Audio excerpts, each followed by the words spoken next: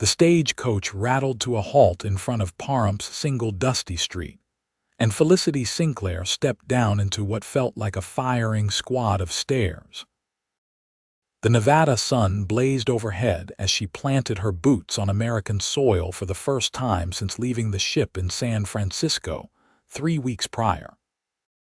Her accent was still thick with the rolling vowels of her native Poland, her clothes a strange mixture of European sensibilities and hastily purchased American practicalities. The leather satchel she clutched contained everything she owned in this world, which was not much at all. Behind her, the driver tossed down her single trunk with a thud that seemed to echo in the sudden silence. "This is Pahrump, miss," the driver said, eyeing her with something between pity and wariness. "You sure this is where you want to be?" Felicity nodded, smoothing her travel-worn skirts. "My uncle, he lives here. Stefan Kowalski, do you know him?" The driver's expression shifted, became carefully blank. "The prospector fellow? Yeah, I know him, or knew him, I should say." He cleared his throat uncomfortably. "He passed about 2 months back. Mine collapse up in the hills."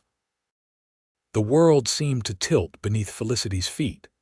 She had traveled 4,000 miles across an ocean and a continent to reach her only living relative, the man who had promised her a home and a fresh start in his letters. Now, those promises turned to ash in her mouth.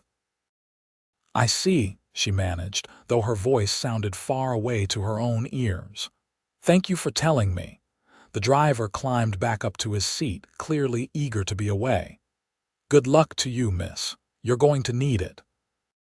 The stagecoach pulled away in a cloud of dust, leaving her standing alone in the middle of the street.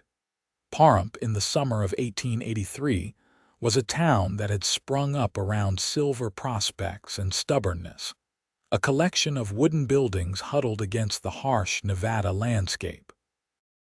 The people who lived here were hard people, carved from the same unforgiving stone as the mountains that ringed the valley. They did not take kindly to strangers, and they especially did not take kindly to foreigners who spoke with strange accents and wore strange clothes. Felicity could feel their eyes on her from every doorway and window. A group of women outside the general store whispered to each other, their fans fluttering like agitated birds. 2 men leaning against the saloon watched her with expressions that made her skin crawl. A child pointed until his mother yanked his arm down and hurried him away. She picked up her trunk, staggering slightly under its weight, and began walking toward what looked like a boarding house. The sign read, "Mrs. Patterson's Respectable Lodgings for Ladies and Gentlemen." Surely they would have a room, even for someone like her. The woman who answered her knock was tall and severe, with iron-gray hair pulled back so tightly it seemed to stretch her face. Her eyes swept over Felicity with the efficiency of someone cataloging flaws. "We're full, Mrs. Patterson said flatly. "But the sign says you have rooms available," Felicity protested, gesturing to the placard in the window. "Not for the likes of you. This is a respectable establishment." The door began to close. Felicity put her hand against it, desperation making her bold. "Please. I have money, I can pay. Your money's no good here. We don't want any trouble, and foreigners bring nothing but trouble. Try somewhere else." The door shut firmly, and Felicity heard the lock slide home. She stood there for a long moment, fighting the burning sensation behind her eyes. She would not cry, not here in the street where everyone could see. She had survived worse than this. The crossing had been brutal, steerage-packed with desperate souls fleeing poverty and persecution. She had watched people die of illness, had held children while their mothers wept over empty stomachs. She had made it this far. She would not break now. The hotel yielded the same result, as did 2 other boarding houses. By the time the sun began its descent toward the western mountains, Felicity's arms ached from carrying her trunk. Her feet burned in boots that had never quite fit properly, and her pride lay in tatters around her. She found herself sitting on a bench outside the closed general store, her trunk beside her, watching the shadows lengthen across the dusty street. The evening brought a slight relief from the heat, but not much. In the distance, she could hear the tinny sound of a piano from the saloon, the occasional burst of laughter. Normal life, continuing on around her while she sat alone in gathering darkness. "You planning on sleeping there?" a voice asked. Felicity looked up to find a man standing a few feet away, silhouetted against the dying light. He was tall, broad-shouldered, wearing the working clothes of a rancher or cowboy. A hat shadowed his face, but she could make out a strong jaw and eyes that seemed to be genuinely curious rather than hostile. "I do not know yet," she answered honestly. "No one will rent me a room." The man moved closer, and she could see him better now. He was probably in his middle 20s, with sun-weathered skin and dark hair that curled slightly at his collar. There was dirt on his clothes and dust on his boots, the marks of a long day's work. But his eyes were kind, she thought. Or at least not unkind, which was more than she could say for anyone else in this God-forsaken town. "You're the Polish woman," he said. It was not a question. Word travels fast. In a town this size, everything travels fast. He studied her for a moment, then held out his hand. "Lucas Shepherd. I run a ranch about 5 miles outside of town." She shook his hand, noting the calluses, the strength in his grip. "Felicity Sinclair. Though my name used to be Szymanski, before the man at the immigration office decided it was too difficult." "Felicity suits you better anyway," Lucas said, and there might have been the ghost of a smile on his face. "You came here to find Stefan Kowalski." "He was my uncle, my mother's brother. I did not know he had died." Lucas nodded slowly. "I knew Stefan a little. He was a good man, even if he was chasing a dream that was never going to pan out. Most of the silver worth finding around here was found 20 years ago, but he kept at it." He paused, seemed to consider something. "He talked about you sometimes. Said he had a niece coming from the old country, smart as a whip and twice as fierce." Despite everything, Felicity felt a smile tug at her lips. That sounded like Uncle Stefan, at least as she remembered him from her childhood. He had left Poland when she was just a girl, seeking fortune in America. For a while, the letters had come regularly, full of optimism and wild stories. Then they had grown sporadic but never stopped entirely. The last one had arrived 8 months ago, inviting her to come and make a new life. "He exaggerated," she said. "Maybe, maybe not." Lucas glanced up and down the street, noting the curtains twitching in windows, the watchful eyes. "You really don't have anywhere to stay. Every door has been closed to me because I am foreign, because I sound strange. Because I am not one of them." She could not quite keep the bitterness from her voice. Lucas was quiet for a long moment, and Felicity prepared herself for him to make his excuses and leave. Instead, he picked up her trunk as if it weighed nothing at all. "Come on," he said. "Where?" "My ranch." "You can stay there tonight at least. We'll figure out the rest tomorrow." Felicity stood up quickly. "I cannot impose on you like that. You do not know me. I know you're alone in a strange place and everyone's treating you like you've got some kind of plague. I know it's going to get cold tonight, and sleeping rough in the desert can kill you if you don't know what you're doing. And I know that if I leave you here, I won't be able to sleep tonight for thinking about it." He started walking toward a horse tied up outside the saloon. "So you can either come with me, or you can stay here and prove all these small-minded fools right by dying of stubbornness. Your choice." It was not really a choice at all. Felicity grabbed her satchel and hurried after him. The ranch was not what Felicity had expected, though she was not entirely sure what she had been expecting. The house was modest, a single-story structure of wood and stone that seemed to grow organically from the desert floor. There was a barn, a corral with several horses, and what looked like a bunkhouse in the distance. Everything was neat and well maintained, speaking of hard work and attention to detail. Lucas helped her down from the horse, then carried her trunk into the house. Inside was simple but clean. There was a main room with a fireplace, a kitchen area, a table with 2 chairs. She could see doorways leading to what must be bedrooms. "It is not much, but it is honest work," Lucas said, echoing her thoughts in a way that made her wonder if he was always this perceptive. "My father built this place 30 years ago, left it to me when he passed 5 years back." "It is lovely," Felicity said, and meant it.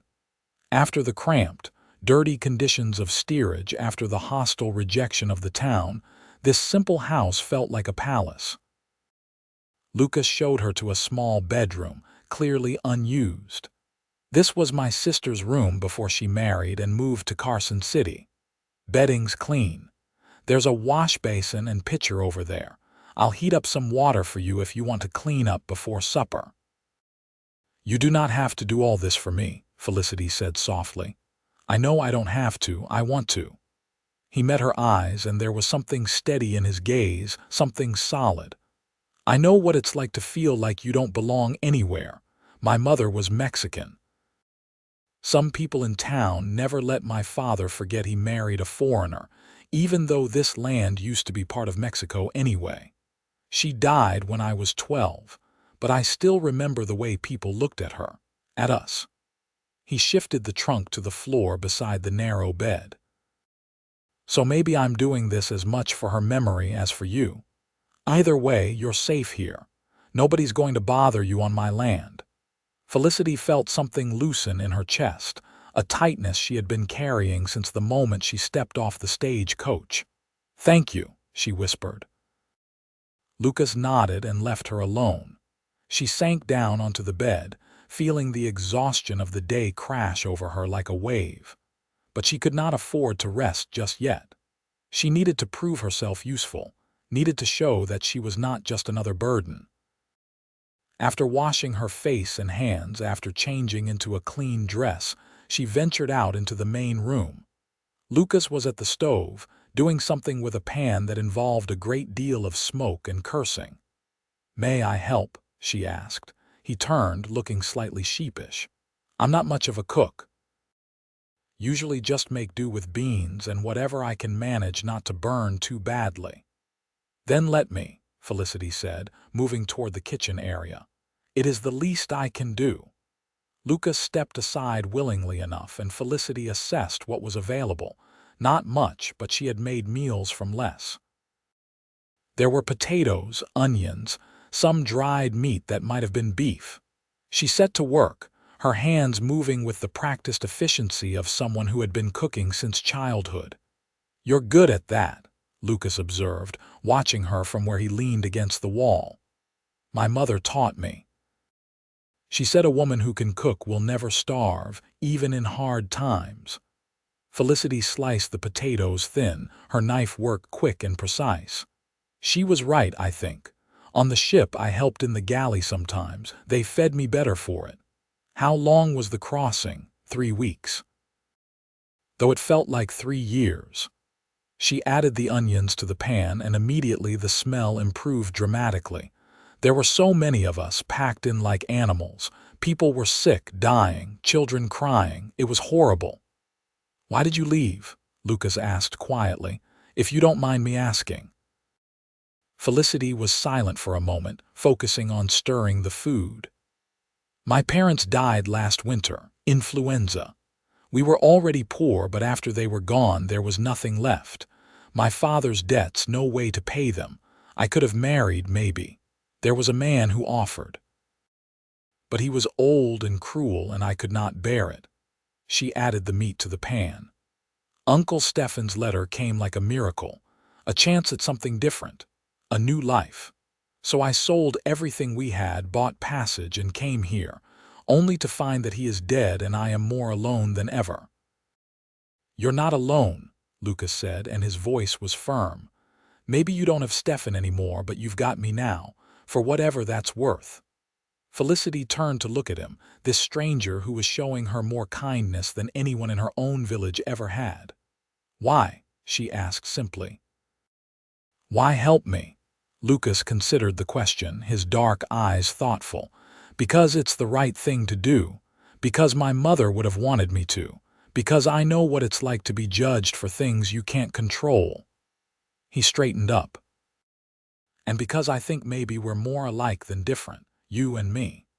Both trying to make our way in a world that doesn't much care whether we succeed or fail." They ate together at the small table, and the food was simple but good. Lucas complimented her cooking 3 times, and Felicity felt a warmth that had nothing to do with the meal. They talked as they ate, cautious at first, then with growing ease. She learned that Lucas had been running the ranch alone since his father died, that he raised horses and sold them to the army and to settlers passing through. He had a few hired hands who helped during busy seasons, but mostly he managed on his own. "It is a lot of work for one person," Felicity observed. "It is, but it's mine. My father built it from nothing, and I'm not going to let it fail just because the work is hard." There was pride in his voice, but also weariness. "Some days I think about selling, moving somewhere easier. But this land gets in your blood, makes you stubborn." "I understand stubbornness," Felicity said with a small smile. "It is a family trait, I think." That night, lying in the narrow bed in the room that had belonged to Lucas's sister, Felicity stared at the ceiling and tried to plan her next move. She could not stay here indefinitely, imposing on Lucas's kindness. But she also had nowhere else to go. The town had made it clear she was not welcome. Her money would not last forever, and she needed work, a way to support herself. She thought of Uncle Stefan, buried somewhere in these unforgiving hills. She wished she could visit his grave, thank him for trying to give her a chance even though fate had intervened. She wished she could ask him what to do now. But she was on her own, and she would have to figure it out herself. The next morning, Felicity woke to the smell of coffee and the sound of movement in the main room. She dressed quickly and emerged to find Lucas already up, looking like he had been awake for hours. "I've got work to do," he said, handing her a cup of coffee. "But you're welcome to stay here. Make yourself comfortable. There's food in the pantry if you get hungry." "Let me help," Felicity said immediately. "I cannot just sit here doing nothing while you work." Lucas looked surprised. "Ranch work is hard, not really suited for," he stopped himself, clearly thinking better of whatever he had been about to say. "For a woman," Felicity finished for him, raising an eyebrow. "I grew up on a farm in Poland. I know how to work with animals. I am stronger than I look." A grin spread across Lucas's face, transforming it. "All right then. Let's see what you can do." Working alongside Lucas, Felicity discovered that ranch work in Nevada was both similar to and vastly different from farm work in Poland. The heat was more intense, the landscape more unforgiving. But the basic principles were the same. Animals needed food and water and care, fences needed mending, equipment needed maintenance. She proved herself that first day, working without complaint through the blazing afternoon. She helped feed the horses, mucked out stalls, and even assisted in breaking a particularly stubborn colt. By the time the sun began to set, she was exhausted and filthy and happier than she had been in months. "You weren't kidding about knowing your way around a farm," Lucas said as they walked back to the house. There was respect in his voice now and something else, something like the beginning of friendship. "I do not lie," Felicity said simply. "There is no point to it." Over the following days, a rhythm developed. Felicity would wake early, help Lucas with the morning chores, then tackle whatever needed doing around the house. She cooked meals that were exponentially better than anything Lucas had been making for himself. She mended his clothes, which had been in sad need of attention. She organized the chaos of his pantry and made the house feel more like a home and less like a place where someone simply slept between work shifts. And through it all, they talked. Lucas told her about growing up half Mexican in a town that valued whiteness above all else, about watching his mother struggle to be accepted, about his father's quiet strength in the face of prejudice. Felicity told him about Poland, about the grinding poverty that had defined her existence, about her parents and the life she had left behind. "You miss it?"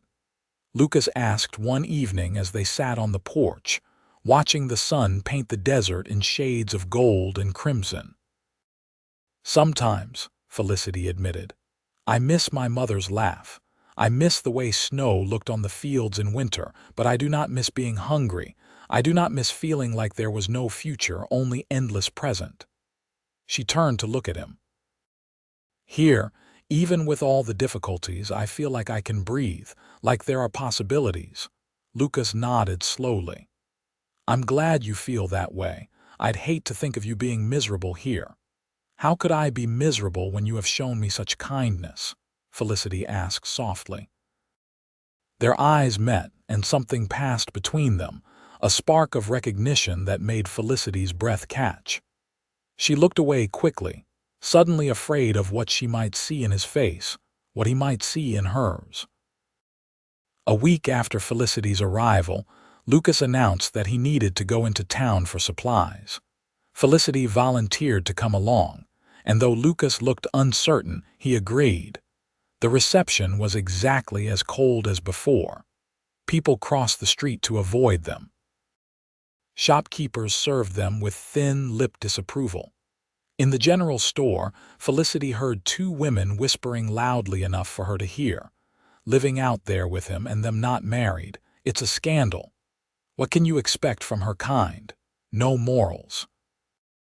Felicity felt her face burn with shame and anger, but she kept her head high. She would not give them the satisfaction of seeing her break. Beside her, Lucas's jaw was tight, his movements stiff with barely controlled fury. Outside the store, he loaded the supplies into the wagon with more force than necessary. "Don't listen to them," he said. "They're small-minded hypocrites, every last one of them." "It bothers you," Felicity observed, "what they say about us."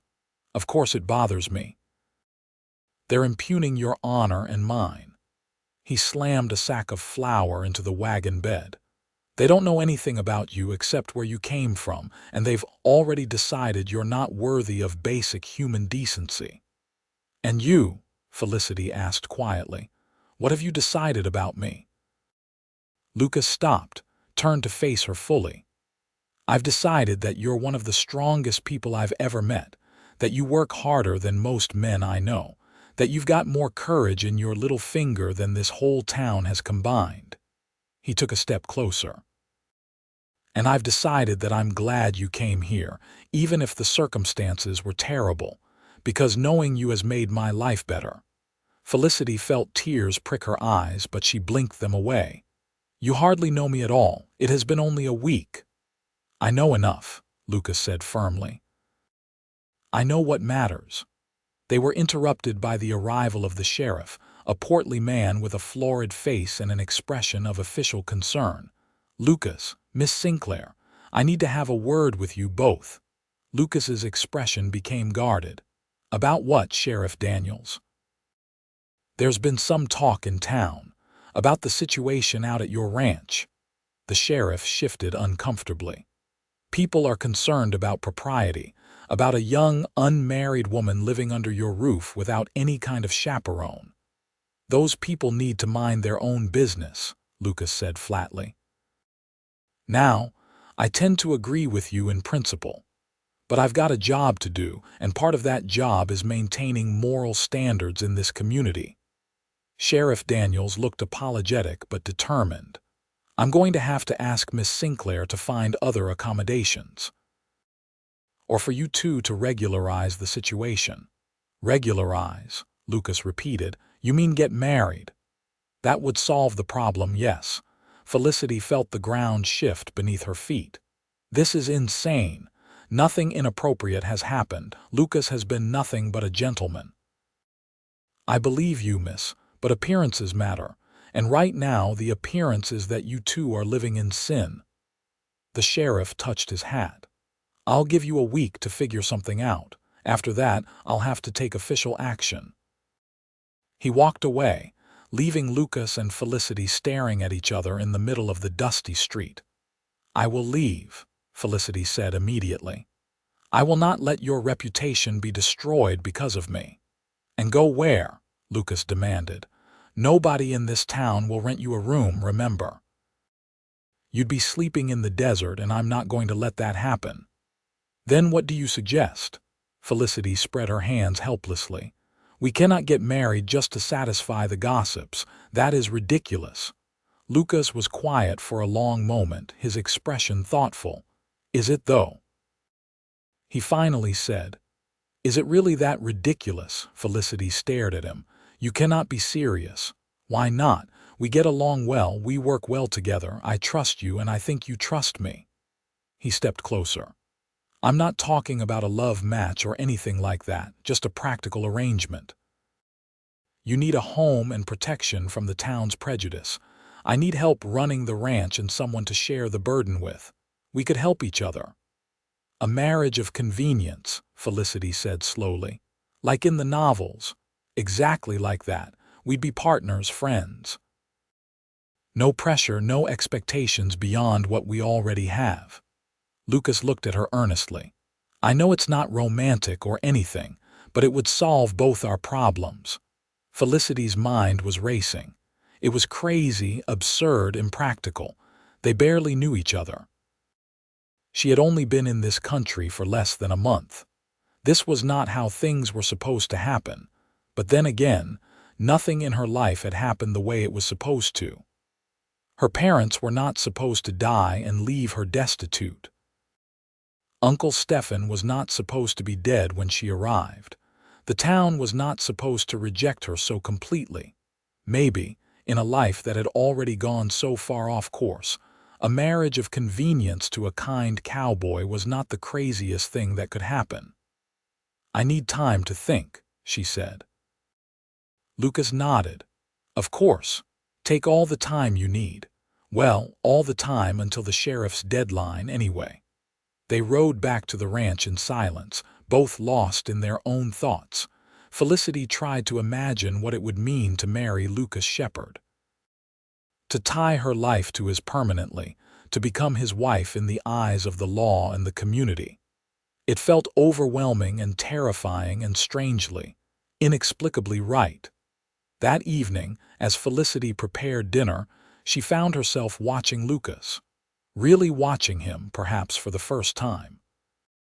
She noticed the way he moved with unconscious grace despite his size. The way his hands were gentle with the horses even after a long, exhausting day. The way he smiled when he thought she was not looking. A soft expression that transformed his sun-weathered face into something almost beautiful. He was a good man. An honest man. In another time, another place, she might have been proud to marry someone like him. In this time, this place, maybe she should count herself lucky that he was willing to marry someone like her. "Lucas," she said, setting down the wooden spoon she had been using to stir the stew. "I have thought about your proposal." He looked up from where he was cleaning his boots, his expression carefully neutral. "And I will marry you, if you are truly certain this is what you want." Lucas stood up, crossed the room to stand in front of her. "I'm certain, are you?" Felicity took a deep breath. "Yes, I am certain. You have shown me more kindness than anyone in my life. I trust you. And I think we can make this work, as you said, a partnership." Lucas held out his hand and she took it. His palm was warm and calloused against hers. "Partners then," he said. "Partners," Felicity agreed. They were married 3 days later in a brief ceremony at the courthouse in Pahrump. The judge who performed the ceremony looked at Felicity with barely concealed distaste, but he took Lucas's money and signed the papers. There were no guests, no celebration. Just two people making a practical arrangement in front of witnesses who could not have cared less. Walking out of the courthouse as Mrs. Felicity Shepherd felt surreal.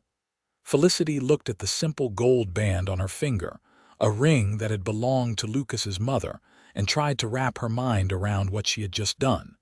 "You all right?" Lucas asked as they climbed into the wagon. "I am married," Felicity said, somewhat dazed. "I am married to a man I met less than 2 weeks ago in a country I have been in for less than a month. My life has become very strange." Lucas laughed, a genuine sound of amusement that made Felicity smile despite herself. "I suppose it has. For both of us." As they rode back to the ranch, which was now legally her home, Felicity felt a strange mixture of emotions. Relief that she had a secure place to live, that the sheriff and the townspeople could no longer threaten her. Anxiety about what this marriage would mean, what expectations might develop. And underneath it all, a warmth that had nothing to do with the Nevada sun, a feeling she was not quite ready to examine too closely. Life as a married woman settled into a comfortable routine. Felicity threw herself into making the ranch house into a proper home, using the small amount of money she had left to buy fabric and make curtains, to purchase a few touches of beauty amid the functionality. She expanded the vegetable garden, coaxing life from the reluctant desert soil with determination and precious water. She learned the names and personalities of all the horses, developing favorites among them. Lucas, for his part, treated her with unfailing respect and kindness. He had moved into the bunkhouse without her asking, giving her the privacy of the main house. They worked together during the day and ate together in the evening, and Felicity found herself looking forward to these meals, to the conversation and companionship they shared. "Tell me about the horses," she said one night as they sat on the porch in the cooling dark. "How did you learn to train them?" Lucas leaned back in his chair. "My father taught me the basics, but a lot of it I learned from a Paiute man named Running Deer. He had a way with horses that was almost magical, could calm the wildest Mustang with just his voice and his hands." He smiled at the memory. "He taught me that you have to respect the horse, understand what it's afraid of, what it needs. You can't just break its spirit and expect it to serve you well. You have to make a partnership. Like we have," Felicity said softly. Lucas turned to look at her, his eyes shadowed in the darkness. "Yeah, like we have." There was a moment of silence, charged with something Felicity could not quite name. Then Lucas stood abruptly. "I should check on the new colt before bed. He's been favoring his left foreleg." "Do you want help?" Felicity asked. "No, I've got it. You get some rest." He disappeared into the darkness, leaving Felicity alone with her thoughts and the vast Nevada sky. As the weeks passed, Felicity began to notice changes in herself. She was growing stronger, her muscles adapting to the physical demands of ranch work. Her skin was bronzing despite her best efforts to protect it, and the soft hands she had brought from Poland were developing calluses. But more than that, she was changing internally. The constant fear and uncertainty that had plagued her since her parents' death was fading, replaced by something that felt almost like peace. She was also becoming increasingly aware of Lucas in ways that had nothing to do with their practical partnership. The way his shirt stretched across his shoulders when he lifted heavy objects, the sound of his laugh, rare but genuine, the surprising gentleness in his strong hands. The way he looked at her sometimes when he thought she was not paying attention, with an expression she could not quite read but that made her heart beat faster. This was not part of the plan. This was not supposed to happen. They were partners, friends, nothing more. Getting emotionally involved would complicate everything. But her heart, it seemed, had not received that message. The first real test of their marriage came when Lucas's ranch hands returned for the fall season. Miguel and Charlie were both in their 40s, weathered men who had worked for Lucas's father before him. They arrived with the easy familiarity of people who knew the place well, and stopped short when they saw Felicity. "Boss got married while we were gone," Miguel said, his tone carefully neutral. "So it seems," Charlie agreed, eyeing Felicity with open curiosity. Lucas made the introductions with visible tension in his shoulders. "Felicity, these are my seasonal workers, Miguel Rodriguez and Charlie Chen. They help out during the busy months. Gentlemen, this is my wife, Felicity Shepard." The word wife sent a little thrill through Felicity every time she heard it. She nodded politely to both men. "It is a pleasure to meet you." Charlie's eyebrows rose at her accent, but Miguel just smiled. "The pleasure is ours, Senora Shepard. It is good to see the boss finally settling down." Over the following days, Felicity was grateful for Miguel's easy acceptance and Charlie's willing cooperation. They treated her with respect, following her directions when she helped coordinate work, accepting her presence without question. It was such a stark contrast to the town's continued hostility that it made the ranch feel even more like a sanctuary. One afternoon, while Lucas and Charlie were off checking fence lines, Miguel found Felicity in the garden, fighting with weeds that seemed to grow faster than anything she actually planted. "You are doing good work here," he said, gesturing at the neat rows of vegetables. "The boss's mother had a garden once. He has missed it, I think." Felicity sat back on her heels, wiping sweat from her forehead. "Lucas told me a little about his mother, that she was from Mexico." Miguel nodded.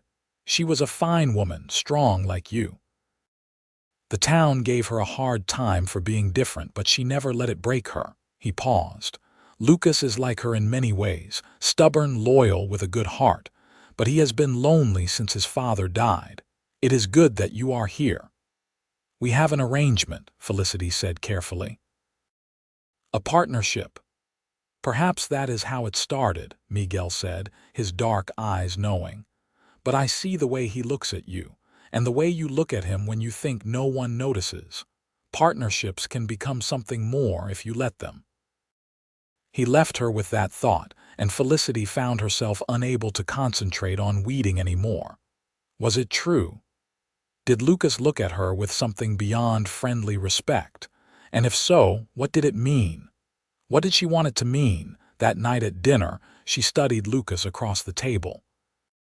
His hair was damp from washing up, curling slightly at the ends. There was a new bruise on his forearm where a horse had nipped him. He was telling her about a buyer who was coming next week to look at some of the yearlings, his enthusiasm for his work evident in every word. And Felicity realized with a start that was part terror and part exhilaration that she was falling in love with him. It was not supposed to happen. It was not part of the arrangement. But it was happening anyway, as inevitable as sunrise, as undeniable as the desert heat. The question was, what was she going to do about it? The decision was taken out of her hands a week later when everything changed in a single afternoon. Felicity had gone into town with Lucas, a trip that had become slightly less fraught with repetition, but was still far from pleasant. While Lucas was at the feed store, Felicity had stopped at the general store for thread and a few other necessities. She was at the counter when she heard a familiar voice behind her. Well, if it isn't the foreign girl who managed to trap poor Lucas Shepard into marriage." Felicity turned to find herself face to face with a young woman in an expensive dress, her blonde hair perfectly coiled, her expression one of pure malice. Behind her stood two other women, clearly followers awaiting their cue. "I am Lucas's wife," Felicity said evenly, "and I did not trap anyone." The blonde woman laughed, a sound like breaking glass. "Everyone knows it was a marriage of convenience. Lucas felt sorry for you, all alone and pathetic, and made a charitable gesture. Don't think it means anything more than that. Who are you?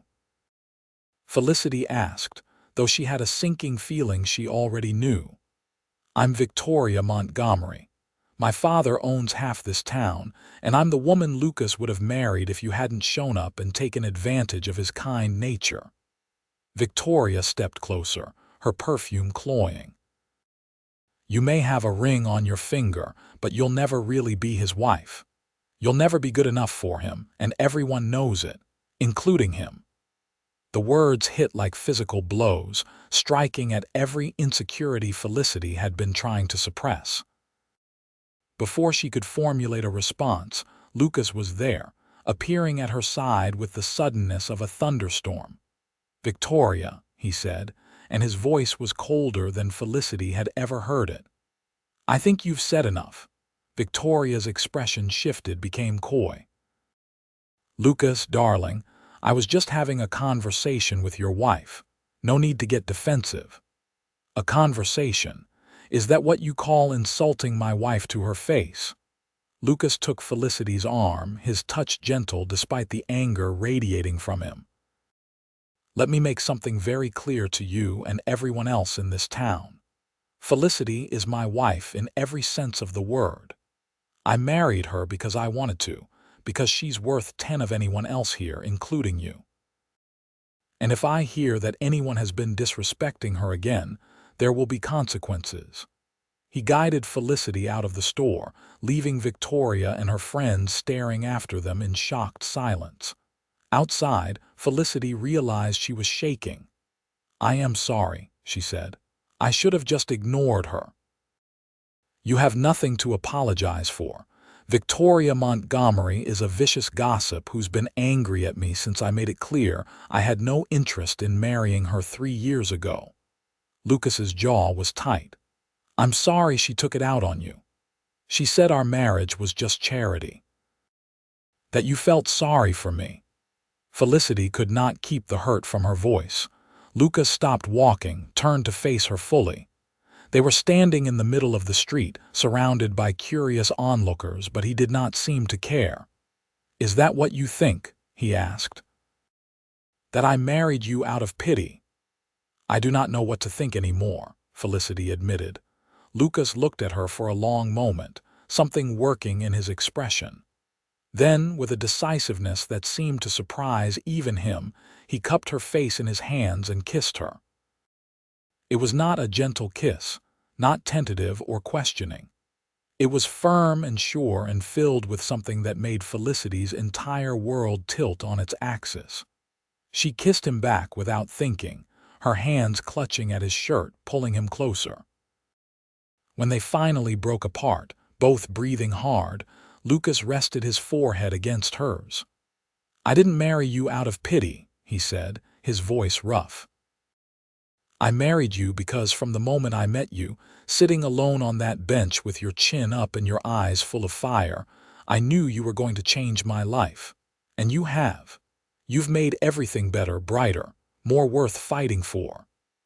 He pulled back just enough to meet her eyes. I know this was supposed to be a practical arrangement, but Felicity, I'm in love with you. I have been for weeks, maybe from the beginning. And I understand if you don't feel the same way, but I needed you to know. I needed everyone to know. Felicity felt tears streaming down her face, but for once they were happy tears. You love me, she whispered. So much it scares me, Lucas admitted. Lucas Shepherd, Felicity said, laughing through her tears. I love you too. I have been trying not to, trying to keep things simple and safe. But I cannot help it, I love you. He kissed her again, softer this time, sweeter. Around them, Felicity was vaguely aware of people watching, whispering, but she did not care anymore. Let them watch. Let them whisper. She had found something precious and rare, and she was not going to hide it to make small-minded people comfortable. When they finally pulled apart, Lucas was smiling, that full, genuine smile that she had seen so rarely but treasured every time. Let's go home, he said. Yes, Felicity agreed, taking his hand. Let's go home. That night marked a true beginning for them. Lucas moved back into the main house, into the bedroom they would now share. Their relationship shifted from a careful partnership to something deeper, more intimate. They talked for hours, sharing fears and dreams they had kept locked away. They learned each other's bodies with the enthusiasm of new lovers and the tenderness of true friends. Felicity discovered that Lucas had a scar on his ribs from a horse kick when he was 17, that he was ticklish behind his left knee, that he made a particular sound of contentment when she ran her fingers through his hair.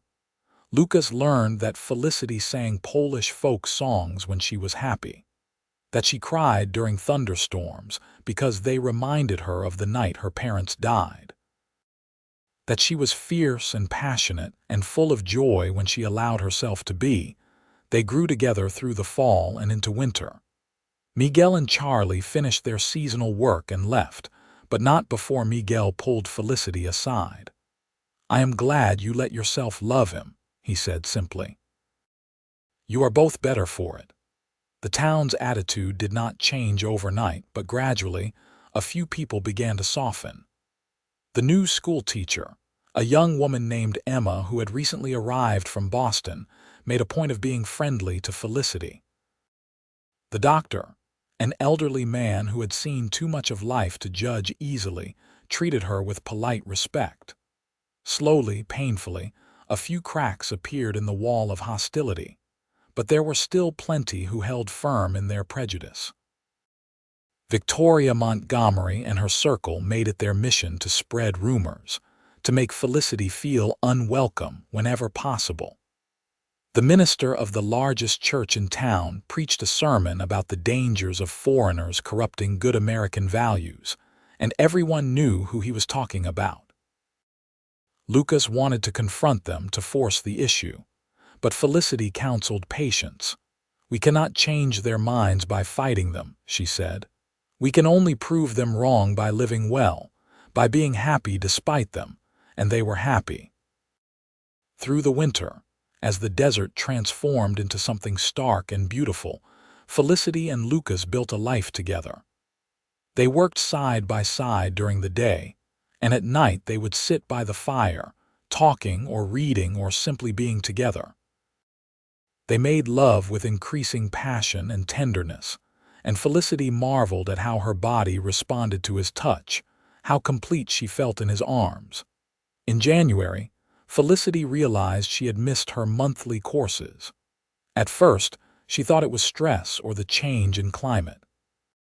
But when a second month passed with no sign of bleeding, she began to suspect the truth. The doctor confirmed it. She was pregnant, probably about 2.5 months along. The baby would come in late summer. Felicity was terrified and thrilled in equal measure. She had always wanted children, but the timing felt overwhelming. She and Lucas had only been truly together for a few months. Was it too soon? Were they ready?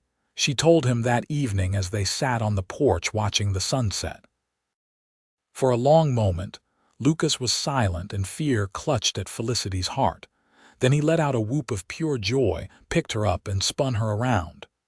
"We're going to have a baby," he said, setting her down carefully as if she were made of glass. "Felicity, we're going to have a baby." His happiness was infectious. Felicity found herself laughing, crying, overwhelmed by the enormity of it. They were going to be parents. They were going to bring new life into this harsh, beautiful world. Lucas became impossibly protective. He tried to prevent Felicity from doing any heavy work, which led to their first real argument as a couple. "I am pregnant, not made of china," Felicity insisted, exasperated. "I can still do my work." "But you shouldn't have to. You should rest, take care of yourself and the baby." "The baby will be fine. Women have been working while pregnant since the beginning of time." She softened, seeing the genuine worry in his eyes. "I promise I will be careful. I will not do anything dangerous. But I need to stay active, Lucas. I will go crazy if you try to keep me wrapped in cotton." They compromised. Felicity continued to do most of her regular work, but avoided anything too strenuous. Lucas took over the heavier tasks without complaint, and Miguel and Charlie, when they returned in the spring, stepped up to help without being asked. The pregnancy progressed well through the spring and into summer. Felicity's belly swelled, and she felt the baby move for the first time in late April, a flutter that made her cry with wonder. Lucas took to talking to her belly every night, telling their unborn child about the ranch, about the horses, about all the things they would do together. "What if it's a girl?" Felicity asked, amused. "Will you still teach her about horses and ranching?" "Of course," Lucas said, looking surprised she would even ask. "Why wouldn't I? Many men want only sons. They see daughters as burdens." Lucas's expression became fierce. "Any child of ours is a blessing, whether boy or girl or anything else. And any daughter of mine will know she's just as capable and valuable as any son." Felicity kissed him, loving him more with every passing day. The baby came on a hot August evening, arriving with the speed and intensity of a summer storm. The doctor barely made it in time, and Emma, who had become a close friend, stayed to help. Lucas paced outside the bedroom like a caged animal, until Felicity shouted for him to come inside if he was going to wear a hole in the floor. Their son came into the world screaming, red-faced and furious at being evicted from his warm cocoon. Felicity held him for the first time and felt her heart expand in ways she had not known were possible. This tiny, perfect creature was hers. Theirs. Lucas cried openly when he held his son, tears streaming down his face as he examined every tiny finger and toe. "He's perfect," he kept saying. "Felicity, he's perfect." They named him Stephen Lucas Shepherd, honoring both her uncle who had brought her to America, even if he had not lived to see it, and his father. Little Stephen was a good baby, healthy and strong, with his father's dark hair and his mother's blue eyes. The ranch became even busier with a baby to care for, but somehow they managed. Felicity learned to do everything one-handed, with Stephen tucked against her in a sling she fashioned from fabric. Lucas proved to be a devoted father, taking over baby care whenever he could, singing off key lullabies that made Felicity laugh and Stephen gurgle with contentment. Emma visited often, enchanted by the baby. Through her friendship, a few other women began to warm to Felicity. It was slow, incremental progress, but it was progress nonetheless. At the general store, the owner's wife actually smiled at Felicity one day. It was a small thing, but it felt like a victory. Not everyone softened, of course. Victoria Montgomery made a point of loudly discussing the scandal of Felicity's quick pregnancy whenever she thought Felicity could hear. But the words had lost their power to hurt. Felicity had a husband who loved her, a son she adored, a home she had built with her own hands and heart. Victoria's spite seemed small and petty by comparison. Stephen's first birthday arrived with astonishing speed, as if time had learned to gallop. They celebrated quietly, just the three of them, with a small cake that Felicity had made and presents that Lucas had been working on for months in secret. A wooden horse, carved with loving care, a set of blocks painted in bright colors, a soft blanket that Lucas had commissioned from a weaver in town. Stephen, who had just started walking, toddled around the house with his new horse, babbling in his own language, and Felicity felt such contentment she thought she might burst with it. That night, after Stephen was asleep, she and Lucas sat on the porch as they had done so many times before. She was tucked against his side, his arm around her shoulders, watching the stars emerge in the darkening sky. "I have been thinking," Felicity said softly, "about how different my life is now from what I imagined it would be." "Different good or different bad?" Lucas asked. "Different wonderful," Felicity said. When I left Poland, I thought I was going to live with my uncle, maybe work in his household, eventually marry someone respectable and have a quiet life.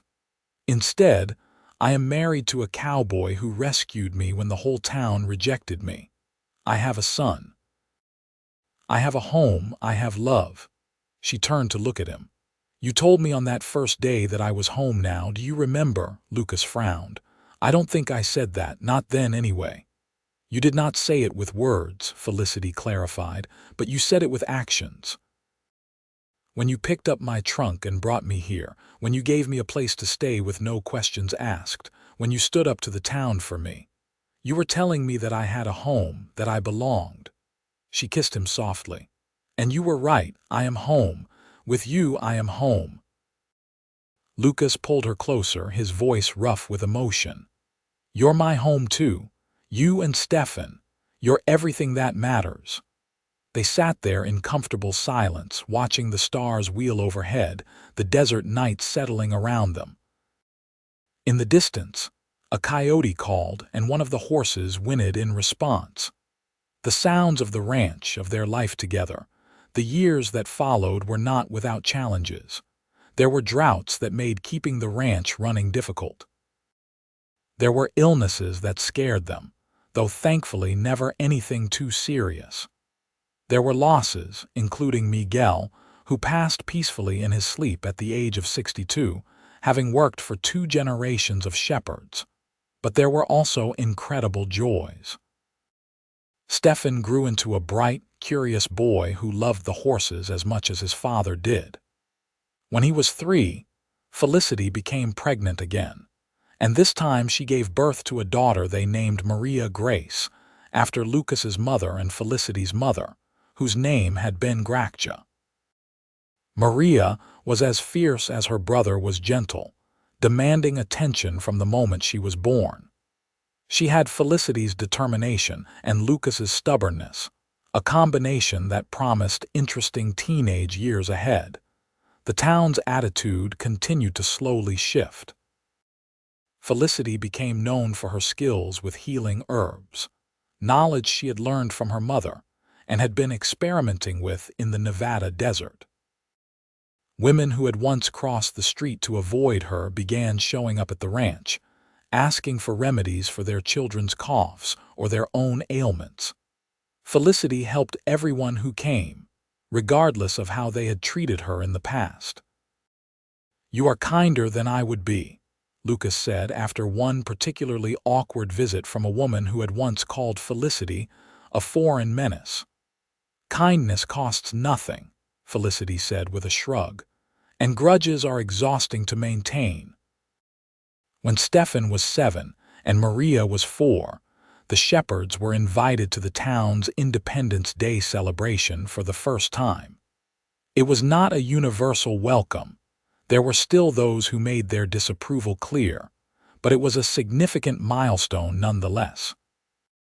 Felicity stood with Lucas and their children, watching the fireworks paint the night sky in brilliant colors, and felt the profound satisfaction of having fought for her place and won. Not through violence or force, but through persistence and quiet dignity and refusing to let others define her worth. Emma, who had become the closest thing Felicity had to a best friend, stood nearby with her own husband, a kindly rancher she had married 2 years prior. You've come a long way from that scared woman who first arrived, she said to Felicity. I was never scared, Felicity protested, then laughed. All right, I was terrified, but I tried not to show it. You were brave, Emma said firmly, and you still are. Over the years, as Stefan and Maria grew, the ranch grew too. Lucas's reputation as a horse trainer spread, and they began receiving orders from as far away as California and Colorado. They hired more permanent help, including Charlie's nephew, a quiet young man who proved to have a gift with the animals. Felicity expanded her garden until it was the talk of the county, coaxing an impossible variety of vegetables and herbs from the desert soil through sheer determination and accumulated knowledge. She began teaching other women her techniques, hosting informal gatherings that became part social event, part agricultural school. When Stefan was 15, tall and serious and everything Lucas had been at that age, he asked about his grandmother, Lucas's mother. Lucas told him stories about Maria Shepherd, about her strength and grace in the face of prejudice, about the love she had for her family and the land. "She would have loved you," Lucas said, his hand on his son's shoulder. "Both of you. And she would have loved your mother. They were cut from the same cloth." Felicity, listening from the doorway, felt tears prick her eyes. She wished she could have known Lucas's mother, this woman who sounded so remarkable. But in a way, she felt she did know her, through Lucas, through the values he held and the way he moved through the world. Maria, meanwhile, grew into a force of nature. At 12, she could outride most of the ranch hands and had opinions on everything. She had her father's gift with horses and her mother's head for business. Felicity suspected that one day, Maria would run the ranch and probably expand it beyond anything they had imagined. But that was years away yet. For now, she was still a girl, caught between childhood and womanhood, all fierce determination and unexpected moments of tenderness. When Stefan was 18 and preparing to potentially take over more ranch responsibilities, he surprised everyone by announcing he wanted to go to university, to study agriculture and bring new techniques back to the ranch. It would mean leaving for several years, going all the way to California. Felicity's heart broke a little at the thought of her son leaving, but she supported his decision. Lucas was proud, though he tried to hide the sadness of the impending departure. They had always encouraged their children to pursue their dreams, and they could not now stand in the way. The night before Stefan left, the four of them sat on the porch together, as they had done countless times before. Stefan was a man now, tall and capable, ready to make his own way. Maria, at 15, was trying very hard not to cry at the thought of losing her brother and constant companion. "You will write every week," Felicity said firmly. "And if you do not, I will come to California and drag you back by your ear," Stefan laughed. "I'll write every week, I promise, maybe more." "And you'll come home for visits," Lucas added. "The ranch will always be here for you." "This will always be your home." "I know," Stefan said, his voice thick with emotion. "I'm not leaving forever. I'm just going to learn to grow. I'll come back. This land is in my blood." They sat together under the stars, four people bound by love and blood and shared history. Felicity thought back to that terrified young woman who had stepped off the stagecoach 16 years ago, alone and unwanted. If she could go back and tell that woman what her life would become, she would not have believed it. She had found home in the last place she expected, with a cowboy who saw past her accent and her foreignness to the person underneath. Together, they had built something precious. Not just a ranch or a family, but a life filled with love and purpose and belonging. Stefan left the next day, and the ranch felt emptier without him. But life continued as it always does. Maria stepped up, taking on more responsibilities, growing into herself. Letters from Stefan arrived regularly, full of new ideas and enthusiastic descriptions of his studies. 2 years later, when Felicity was 43 and Lucas was 45, they welcomed an unexpected surprise when Felicity became pregnant again. She had thought those days were behind her, but apparently, fate had other plans. Their third child, a son they named Michael, arrived healthy and squalling, ready to join the family. Stefan came home for the birth, and the look on his face when he held his baby brother made Felicity cry. Maria, now 17 and even more formidable, declared herself the baby's primary protector. "Just because you live in California most of the year does not mean you are not still his big brother," she informed Stefan severely. "I know," Stefan said, grinning. "But I think he's got a pretty good protector right here." Michael's arrival seemed to soften even some of the hardest hearts in town. Babies had a way of doing that, Felicity supposed. Victoria Montgomery, now married to a banker and apparently mellowed by her own children, actually stopped Felicity in the street to congratulate her. "I wanted to say something," Victoria said, looking uncomfortable. "About the way I treated you when you first came to town. It was wrong. I was young and foolish and cruel, and I am sorry." Felicity was so surprised she could barely speak. "Thank you," she finally managed. "That means more than you know. You have built a good life here," Victoria said, "against all odds and despite people like me making it harder. You should be proud." After Victoria walked away, Lucas, who had witnessed the exchange, let out a low whistle. "I never thought I'd see the day Victoria Montgomery apologized for anything." "People can change," Felicity said softly, "given enough time and reason." As Michael grew from baby to toddler to young boy, the ranch continued to thrive. Stefan graduated from university and returned home, full of new ideas that he and Lucas worked together to implement. The ranch's reputation grew, and with it, their prosperity. Maria, meanwhile, surprised everyone by falling in love with the son of a Chinese merchant in Carson City. David Chen was intelligent, hardworking, and absolutely devoted to Maria. Lucas and Felicity gave their blessing, and the wedding was a joyful affair that brought together people from all walks of life. Watching Maria and David exchange vows, Felicity was struck by how much things had changed. Here was her daughter, marrying someone of a different culture, and while there was still some grumbling from the old guard, it was nothing like the vitriol Felicity had faced. Progress was slow, but it was real. Stefan eventually married too, a lovely woman named Catherine who shared his passion for agriculture and innovation. They settled on a portion of the ranch land that Lucas had deeded to Stefan, building their own home and starting their own herd. Michael, growing up surrounded by love and the example of his older siblings, was a happy, confident child. He had none of the early struggles that Stefan and Maria had experienced, growing up in a town that was more accepting than it had once been. Sometimes Felicity wondered if he understood how hard won that acceptance had been.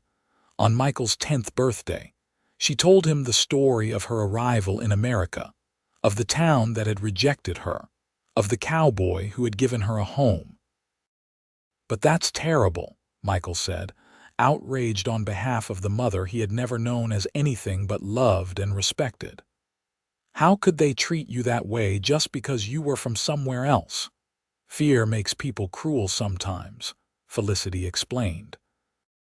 "They were afraid of what was different, what they did not understand, but fear can be overcome with time and patience and exposure to the truth." "I would never have been afraid of you," Michael declared with the absolute certainty of childhood. Felicity hugged him close. "I know, my darling. Your generation is growing up in a different world than the one I entered. A better world, I hope, though there is still much work to be done." The years continued to pass, each one bringing new joys and challenges. Lucas's hair turned more gray than dark, and Felicity's once smooth hands became gnarled with age and work.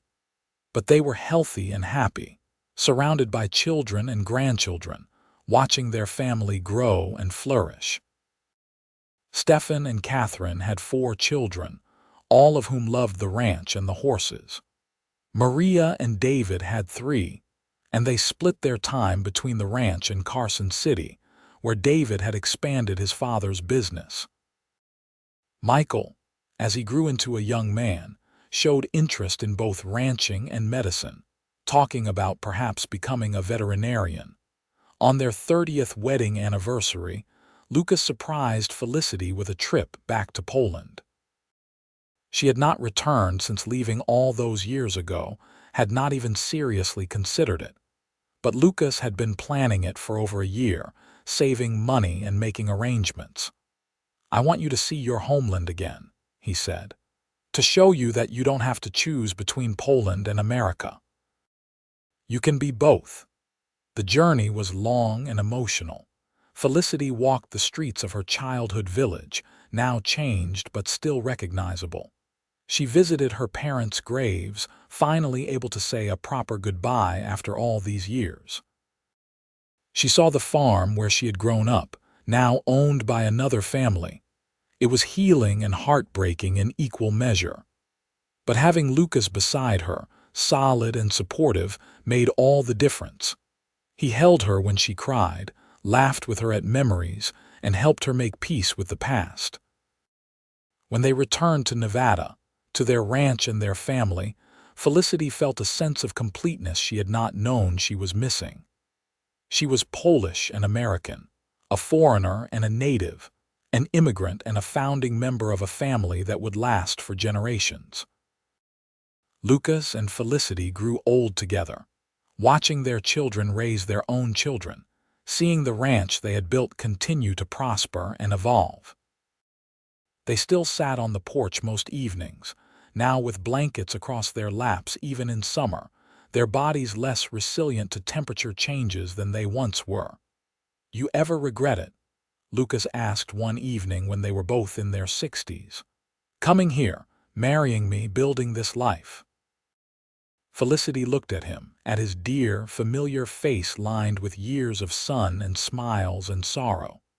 She thought of everything they had been through together, all the struggles and triumphs, the quiet moments and the grand ones. "Not for a single second," she said firmly. "You gave me a home when I had none. You gave me love when I had given up hope of finding it. You gave me a family and a purpose and a life beyond anything I dreamed possible." She took his hand, their fingers interlocking with the ease of long practice. "Marrying you was the best decision I ever made." Lucas brought her hand to his lips, kissed it gently. "The best decision I ever made was stopping to talk to a scared woman on a bench, even though I knew the town would give me grief for it." "I was not scared," Felicity protested, as she always did. "You were terrified," Lucas said, grinning, "but you were also the bravest person I had ever met, and you still are." They sat together as the sun set over the Nevada desert, painting the sky in shades of gold and crimson and purple. Around them, the ranch hummed with life, children's laughter floating from one of the houses, horses whinnying in the corral, the comfortable sounds of family and home. Felicity thought about the young woman she had been, stepping off that stagecoach into a hostile world. She thought about the journey that had brought her here, the choices made and roads taken. And she thought about the cowboy who had looked past her accent and her foreignness and seen a partner, a friend, a love. "You're home now," Lucas had told her without words on that first day. And every day since, through actions big and small, he had continued to tell her the same thing. She was home. She had always been home from the moment she met him, and what a beautiful home it had been. The sun dipped below the horizon, and the stars began to emerge one by one, like diamonds scattered across black velvet. Inside the house, she could hear Maria calling them for dinner, her voice carrying easily through the evening air. There would be a full table tonight, with Stefan and his family visiting, Michael home from his veterinary studies, and assorted grandchildren filling every available space with noise and energy. Felicity stood, her joints protesting slightly, and Lucas rose beside her, offering his arm with the same courtly gesture he had used for 30 years. Together, they walked toward the house, toward the warmth and light and love waiting inside. Behind them, the desert stretched out under the emerging stars, vast and eternal and beautiful. It was harsh land, unforgiving to those who did not respect it. But for those who learned its rhythms, who worked with it rather than against it, who built their lives with patience and persistence. It offered riches beyond measure, not gold or silver, though those had their place, but something more valuable: belonging, purpose, home. Felicity Shepard, who had once been Felicity Szymanski from a small village in Poland, who had crossed an ocean and a continent to find her place in the world, had found all of that and more. She had found love in the arms of a cowboy who saw her for who she truly was. She had found family in the children they raised together. She had found acceptance, hard-won and precious, in a community that had once rejected her. And she had found herself, the truest, strongest version of herself, in the process of building this life. As they stepped into the house, surrounded by the noise and chaos of their large, loving family, Lucas leaned down to whisper in her ear, "I love you, Felicity Shepard." She smiled up at him, her heart as full now as it had been on their wedding day, as it had been the day each of their children was born, as it was in every quiet moment they shared. "And I love you, Lucas Shepard, today, tomorrow, and forever." The door closed behind them, and the house glowed warm in the gathering darkness, a beacon of light and love in the vast Nevada night. Inside, 3 generations of Shepards gathered around the table, sharing food and stories and laughter, building new memories to add to the foundation of all that had come before. And Felicity, looking around at the faces of her children and grandchildren, at the man who had been her partner in building all of this, felt a profound sense of gratitude. Life had not been easy. The path had been hard, the obstacles many. But she had persevered, and she had triumphed, and she had built something that would last long after she was gone. A legacy of love, a testament to the power of seeing past differences to the human heart beneath. A home that welcomed all who came in peace, regardless of where they were born or how they spoke. This was what she would leave behind when her time came. Not wealth or fame, but something far more valuable. A family built on love and respect. A ranch that had become a sanctuary for those who needed it. A community that had learned, slowly and imperfectly, to embrace rather than reject the stranger. And in the years that followed, as Felicity and Lucas grew older still, as their children took over more of the ranch's operations, as their grandchildren grew into adults with children of their own, that legacy continued to grow and strengthen. When Felicity was 72 and Lucas was 74, they celebrated their golden wedding anniversary with a party that brought together people from all over the county. Emma was there, elderly now but still sharp. Charlie's nephew, who now managed much of the ranch's day-to-day operations. Maria and David with their children and grandchildren. Stefan and Catherine with their sprawling brood. Michael, now a respected veterinarian who still made the ranch his home base. And others, too, people from town who had once been hostile but had softened over the years. People Felicity had helped with her healing remedies. People whose children had learned from her, worked with her, grown to respect, and even love her. Standing in the middle of the celebration, surrounded by proof of a life well lived, Felicity felt overwhelmed with emotion. She slipped away from the crowd for a moment, needing air and space to process the enormity of it all. Lucas found her on the porch, looking out at the desert sunset, just as he had found her so many times before. "Getting to be too much?" he asked gently, coming to stand beside her. "No," Felicity said, "just enough, exactly enough." She leaned into him and he wrapped his arm around her, supporting her as he had always done. "I was thinking about that first day, when I had nowhere to go and you brought me here." "Best day of my life," Lucas said simply. "Mine too, though I did not know it then." She smiled up at him. "You told me I was home, and you were right." "I'm always right," Lucas said, and she could hear the teasing in his voice. "That is absolutely not true," Felicity said, laughing. "You are stubborn and often wrong, but I love you anyway. And I love you. Always have, always will." They stood together as the sun set on their golden anniversary, on 50 years of marriage, of partnership, of love. The party continued inside without them, their family celebrating the life they had built together. But for this moment, it was just the two of them, the cowboy and the foreigner who had found each other against all odds and built a life that neither could have imagined alone. Felicity thought about all the doors that had been closed to her when she first arrived. All the people who had rejected her, who had seen her as less than because of where she was born and how she spoke. She thought about the fear and loneliness of those early days, and the overwhelming relief of finding acceptance in Lucas's eyes and actions. And she thought about everything that had come after. The children they had raised, the grandchildren who bore their features and their values. The ranch that had grown and prospered under their care. The small ways they had helped change their community, making it more welcoming, more accepting, one person at a time. It had been a good life. A hard life, yes, but a good one, full of love and purpose and meaning. "Come on," Lucas said eventually, tugging her gently toward the door.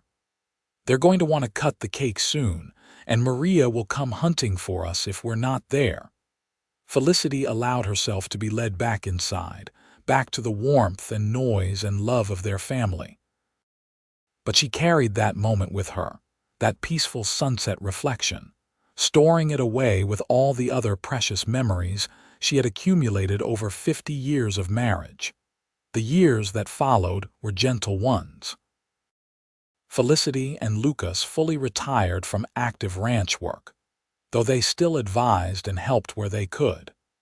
They spent their days in comfortable routine, reading together, working in the garden, playing with great-grandchildren who appeared with increasing frequency. They grew frailer, both of them, their bodies finally succumbing to the weight of years and hard work. But their love remained strong, a constant through all the changes. When Lucas was 79, he suffered a stroke that left him partially paralyzed on his left side. Felicity nursed him through the recovery, her own health fragile but her determination iron strong. She helped him relearn how to walk, how to use his left hand, how to navigate this new limitation. "You are too stubborn to be kept down," she told him when he was frustrated with his slow progress. "You are Lucas Shepherd. You do not give up." "Neither do you," he said, squeezing her hand with his good one. "We're a pair of stubborn old fools." "The best kind of fools," Felicity agreed. They had 4 more years together after that, 4 precious years of quiet companionship and deep love. They did not do as much as they once had, but what they did mattered. They told their stories to the younger generations, ensuring that the family history would not be forgotten. They watched their great-grandchildren grow, delighting in every milestone. They sat on the porch and watched the sunsets, holding hands and existing in the comfortable silence of two people who had said everything that needed saying, but still found joy in each other's presence. When Lucas died at 83, peacefully in his sleep with Felicity beside him, she felt as though part of her had been torn away. They had been together for 55 years, more than half a century of shared life. How did one go on after losing that? But she was a shepherd now, and shepherds were strong. She grieved deeply and honestly, surrounded by children and grandchildren and great-grandchildren who loved her and wanted to support her. She cried at the funeral, making no effort to hide her tears because Lucas deserved to be mourned. But she also celebrated him, sharing stories of his kindness, his strength, his willingness to see past prejudice to the person beneath. She talked about the cowboy who had given a foreign woman a home when no one else would, who had seen her worth when others saw only difference. After the funeral, Felicity found herself back on the porch, looking out at the desert that had been her home for more than half a century. Maria sat beside her, holding her hand, saying nothing because there was nothing to say. "He loved you so much," Maria finally said. "From the very beginning until the very end, you were his whole world. And he was mine," Felicity said softly. "I was so lucky to have found him, or to have been found by him." She lived another 3 years after Lucas's death, years that were peaceful if lonely. She was surrounded by family always, never alone unless she chose to be. But she missed Lucas with every breath, missed his steady presence and his quiet strength. She spent those final years making sure everything was in order, that the ranch would continue to thrive under Stefan's management, that the family would remember where they came from and what they stood for. She wrote her story down, in careful English that had only the faintest hint of a Polish accent in its structure, so that future generations would know the journey that had brought them here. And when she died at 86, surrounded by 3 generations of shepherds, her last thoughts were of Lucas, of the moment they met, of their first kiss in the middle of Pahrump's Main Street, of 55 years of love and partnership and building a life together. She was buried beside him on a gentle slope overlooking the ranch, the desert spreading out before them in all directions. The headstone was simple, bearing both their names and a single line that Stefan had chosen: "Home is where the heart finds rest." The ranch continued on after them, passing through generations of shepherds. Stefan's children and grandchildren, Maria's descendants who brought new blood and new ideas. Michael's line, which produced several veterinarians who specialized in horses and continued the family tradition. And through all those generations, the story was told and retold. Of Felicity, the foreign woman who came to America with nothing but courage and hope. Of Lucas, the cowboy who saw past difference to the person beneath. Of how they had found each other and built something beautiful in a harsh, unforgiving land. Of how the town had rejected her for being a foreigner, and the cowboy had said, "You're home now." And she had been, home in every sense of the word. Home in his arms, home on the ranch, home in the family they created, home in the community that eventually learned to accept her. It was a love story, yes. But it was also a story about courage and perseverance, about choosing kindness over fear, about building bridges instead of walls. It was about 2 people who should never have met, who came from completely different worlds, who found in each other exactly what they needed. And it was about home. Not a place on a map, but a feeling, a certainty, a sense of belonging that transcends geography and culture and language. Felicity had crossed an ocean and a continent to find her home, and she found it in the most unexpected place, in the eyes of a cowboy who saw her, truly saw her, and chose to love her anyway. That was the legacy that lived on in the Shepherd family. Not just the ranch or the horses or the prosperity they had built, but the lesson that Felicity and Lucas had taught through their lives and their love. That home is not where you are born, but where you are loved. That family is not just blood, but choice and commitment and showing up day after day.